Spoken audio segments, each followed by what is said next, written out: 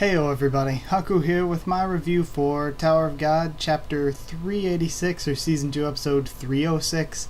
And yeah, sorry if... Actually, I don't think my lighting looks very bad.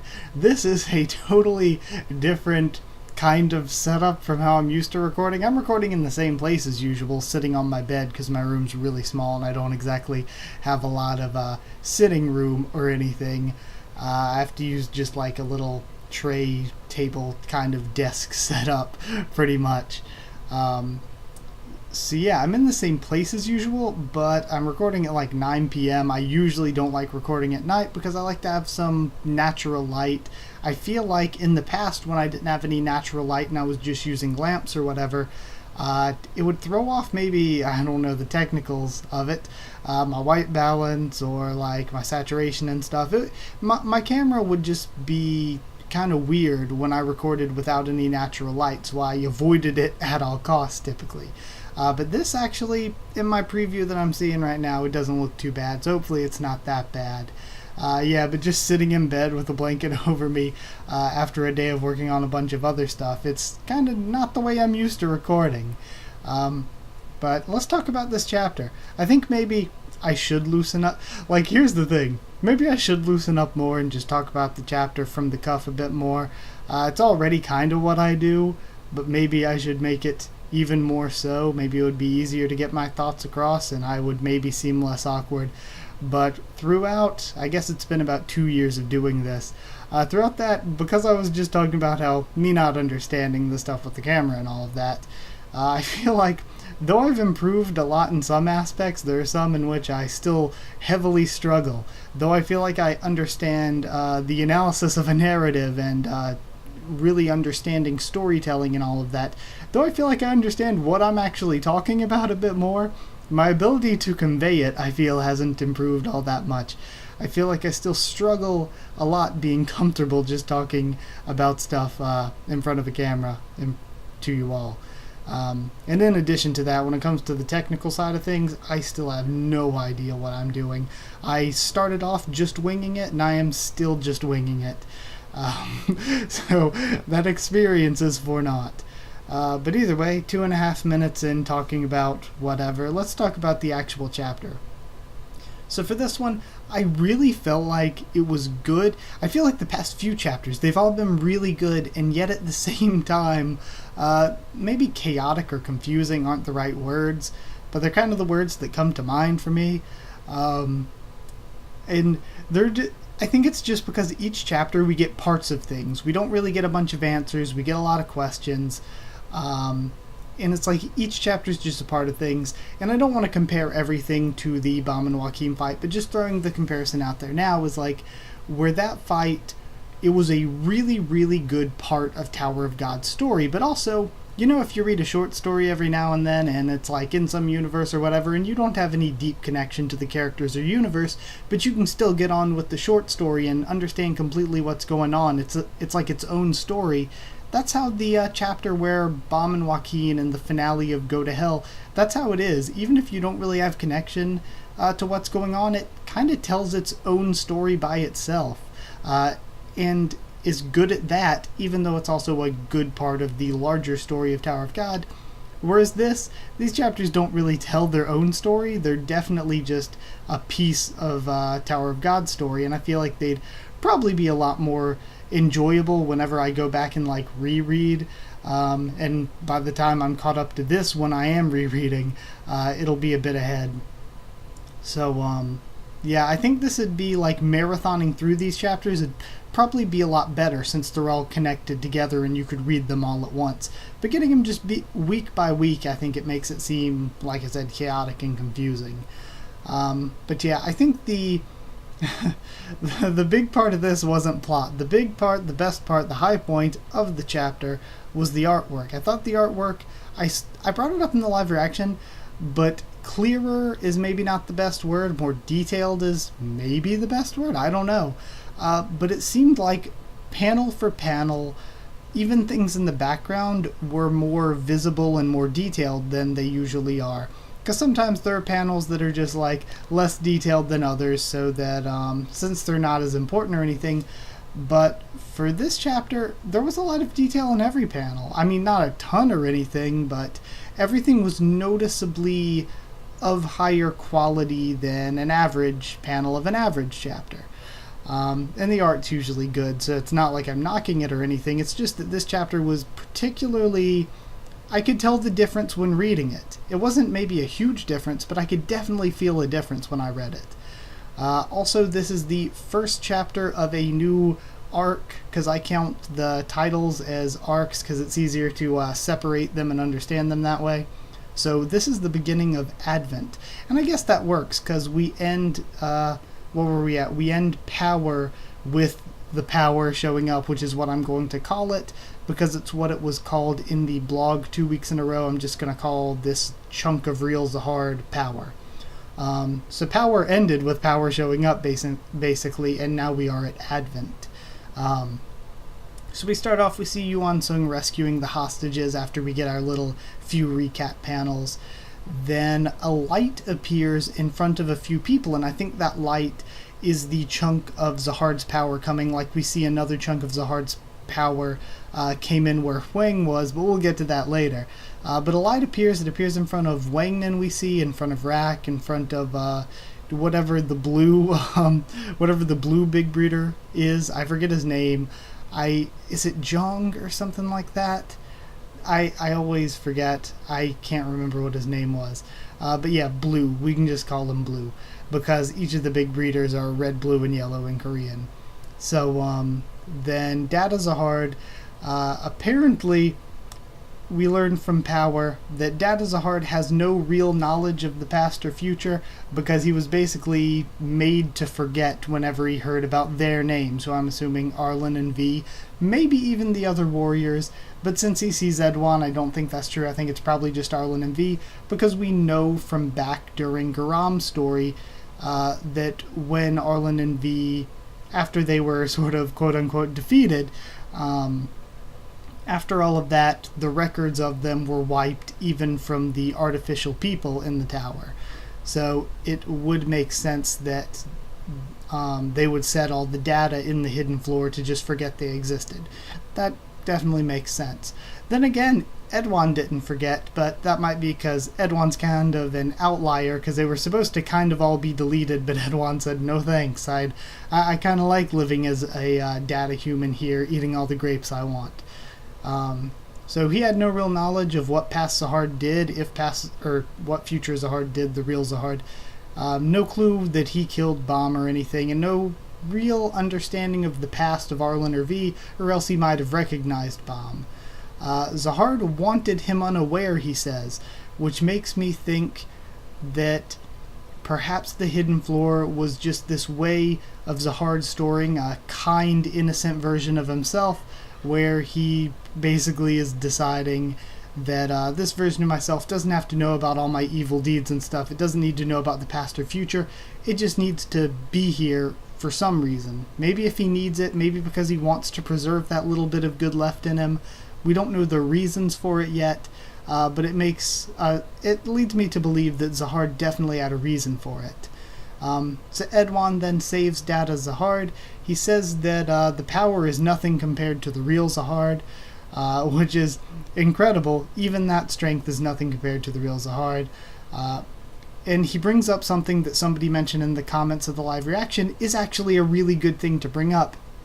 That the other great warriors knew that something was wrong with Zahard, but they decided to follow him to the hidden floor anyway, knowing that they'd probably be deleted or killed or whatever, because they didn't want to live as data anyway. So it makes sense now how he was able to trick all the great warriors, and the answer is that he didn't really trick them, they just didn't want to live as data.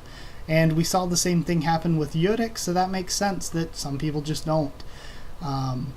Then Gustang, before he left, gave Edwan the format, which is a pill that will turn anything in the level to nothing using the body of somebody who swallowed it. So then, now Edwan has the new plan to use, or his original plan was to use it after Baam escaped. He was going to have Baam escape whether he won or lost against Zahard, and then once Baam escaped, he would use the format on himself and use his body to destroy the level. So then, the plan now has changed. The plan now is for Edwan and Data Zahard to team up, steal the bracelet, make the power swallow the format, and then to have Baam leave with the bracelet. They're sending him off to defeat Zahard as the big boss at the end of this adventure. It's it's young Edwan and young Zahard's last adventure together. Then we cut over to Huang's group, and Zahard's power kills Huang. I was confused at whether they killed him or not at first, but the way the blog is written makes me think they killed him. So, pretty sure this means Huang is dead. We have a really good flashback to make us care about the character even more. All they wanted was to be human, really. Even their mother gave up on them, so trying to go out into the outside world was their last hope anymore. And one thing that makes it even more emotional and adds more into Zahard being this evil bad guy and all that is Zahard says, "You were a data human, your dream was too greedy," or "you were too greedy." And I really like that, showing that all Huang wanted was to be human. All Huang wanted was to be loved, to fit in. And Zahard's like, "You're too greedy. It wasn't made for you because you're a data human." And man, it just shuts him down and kills him and destroys his dream and just makes Zahard even more of just this villain, you know? Then we have a discussion between Zahard and Edwan about what they're going to do, and the whole support aspect of it was really, really funny. Edwan uses Montana Azul, which looks badass, but does absolutely nothing. Then Data Zahard charges in, gets completely wrecked. Edwan uses Dawn of Lightning, again, does nothing. Power is just completely overpowered. And Power shows how evil Zahard is, because he's like, you know what? I'm gonna kill you here, son of V. I'm gonna get to kill you again. Then I'm gonna go and kill all your allies. And then I'm gonna go and kill everyone you ever met. Completely erase you from existence in that way. And of course, he's met some people very close to Zahard, so don't know how much of that's an empty threat or if Zahard really would kill those people. But either way, just bringing up even more about how evil Zahard is and how Zahard and the Ten Families are definitely the bad guys here. I've said it a million times before because of Elaine's past, because of Reflejo's past, Kunagro Agnes and Andrasi's pasts, I guess, work too in that aspect, Akraptor's past. So many of those lead us to believe that Zahard and the Ten Families are friggin' horrible.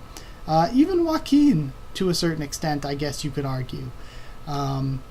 Even though his is more of a father-son problem than an actual Ten Families and Zahard problem, but still, it still kind of works.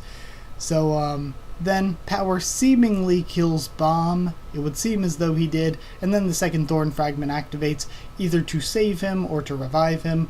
Who knows?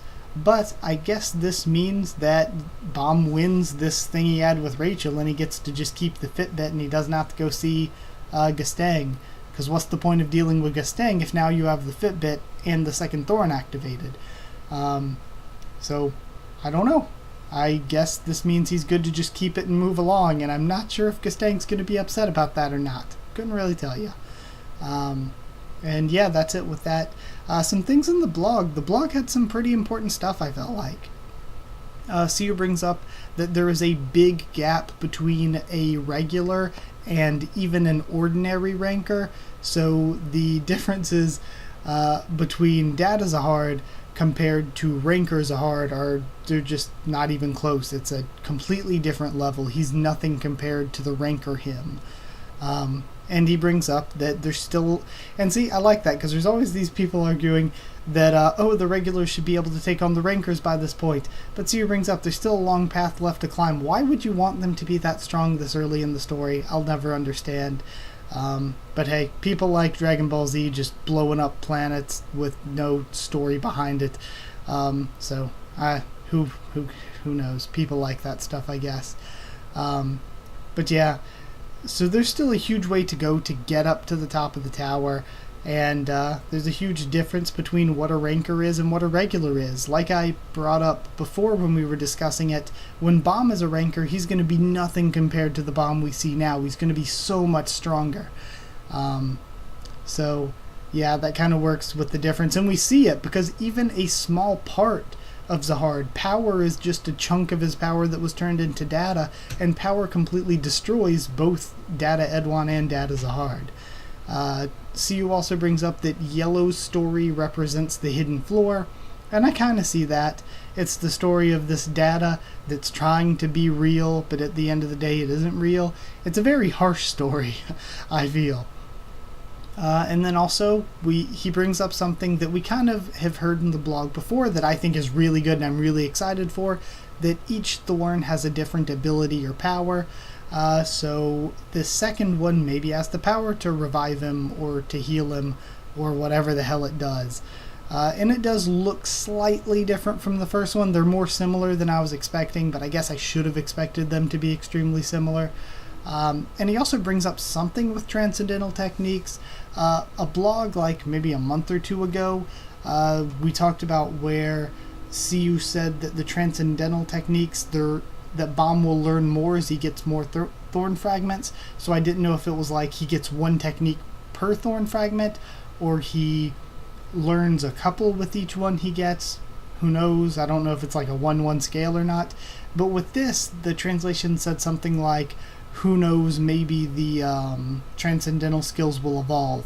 And I was like, well, Baam only has one right now, so that doesn't make a ton of sense. I was like, maybe because sometimes the blog translation, the English isn't always proper grammar, and it's not always 100% like certain on some things. So I felt like maybe it's something with the translation. Maybe they meant he's going to get another transcendental skill. Maybe it does mean the transcendental skill he already has is going to get better. Or maybe it means he's going to learn a couple more. We have no clue what it means right now. But it does have something to do with the transcendental technique at least. And that's it for blog info. Some general stuff about the chapter that I guess I didn't discuss because I have more notes here at the end. I did think that it was a good chapter again, but like I said, it was just a part of a greater story, and it didn't really tell much of a story just by itself. I think I liked it more than last week, though. They're both about the same in quality, I guess, but I think I did like this one more personally. The art really stuck with me and stuff. Yeah, and like I said before, the art was the high point, really, of this one. So yeah, we didn't actually get through too much story-wise. There was a lot to discuss, but at the same time, I didn't feel like we progressed a ton. And yeah, I'd give it I think the same score I gave last week's. I'd go 8 unfulfilled dreams out of 10. So yeah, 8 out of 10. I enjoyed it, and I hope you enjoyed the video and all that. So if you did like the video, comment down there to tell me what you thought of this week's chapter, what you thought of my thoughts on it. Subscribe for more Tower of God and much more on the channel. Follow on Twitter if you want. I can try to keep you updated there and stuff for the channel, or talk to you there. If you want a link to our Discord server to talk to me or more of us there on Discord, then just ask and I'll give you a link to that. And I believe that is it. So thank you once again for watching, and I'll see you all next time.